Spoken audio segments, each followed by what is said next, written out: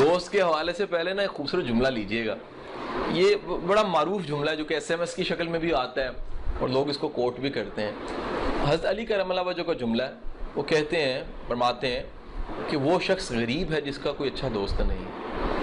اب اس کا مطلب ہے کہ یہ دولت سے بڑھ کے یا دولت کی طرح کی کوئی چیز ہے اچھا دوست، یہ اس سے کم چیز نہیں ہے. ہوتا کیا ہے کہ در حقیقت اچھا دوست وہ ہوتا ہے جو آپ کا خیر خواہ ہو.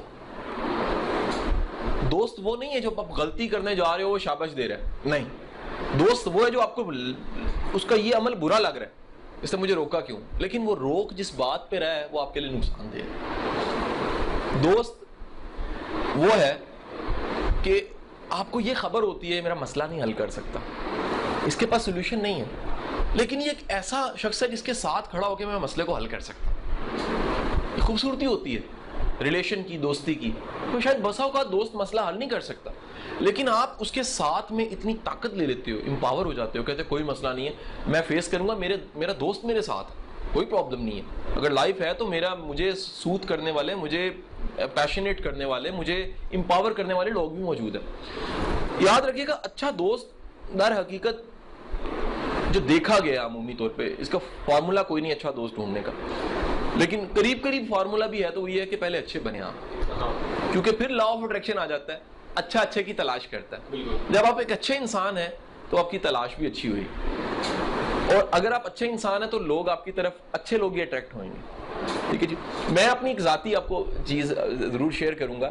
میں ہر سال کے اختتام پہ باقاعدہ بیٹھ کے یہ دیکھتا ہوں کہ اس سال اللہ نے کون سے اچھے لوگ بلیسڈ کیے.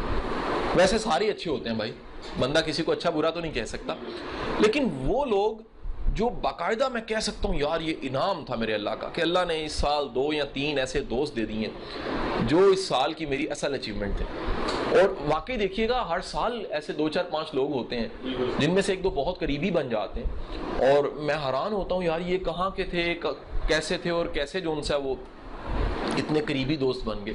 بلکہ میں آپ کو ایک فارمولا بتاؤں، کبھی دوست کی قدر کرنی ہو نا تو اس کا سب سے بہترین طریقہ کار یہ ہے کہ پہلا دن یاد کیجیے جب یہ ملا تھا. آپ کے گمان میں، اس کے گمان میں، خیال میں بھی کہیں نہیں تھا کہ یار آنے والے دنوں میں اتنی دوستی ہو جانی ہے، اتنا ساتھ بن جانا ہے. پھر آپ اس کی قدر بھی کریں گے، پھر آپ اس کے ساتھ ہمدرد بھی ہوں گے.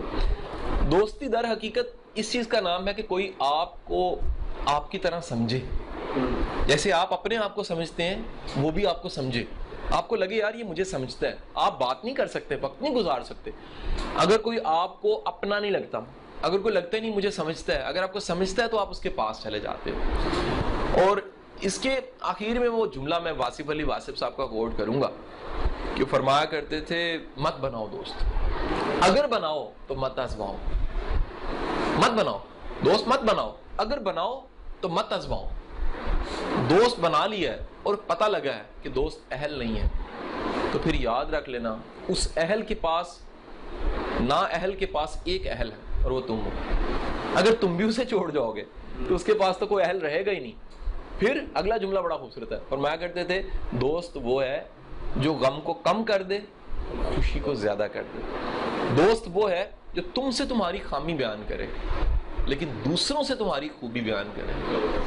دوست وہ ہے جو تمہاری زندگی سے نکل جائے، اگر نکل جائے تو دشمن کو خوشی ہو، تمہارے دشمن کو خوشی ہو یار وہ اب اس کا بازو ٹوٹ گیا. تو یاد رکھیے گا ایسے لوگوں کی قدر بھی کرنی چاہیے. وہ لوگ جو آپ کی خوشی کو زیادہ کرتے ہیں، غم کو کم کرتے ہیں، وہ لوگ جو آپ سے آپ کی خامی کی بات کرتے ہیں، دوسروں سے آپ کی خوبی کی بات کرتے ہیں، وہ لوگ جو اگر نہ ہو تو کوئی کمی ہو جائے گی، بہت بڑا گیپ آ جائے گا. ایسے لوگوں کی قدر کرنی چاہیے.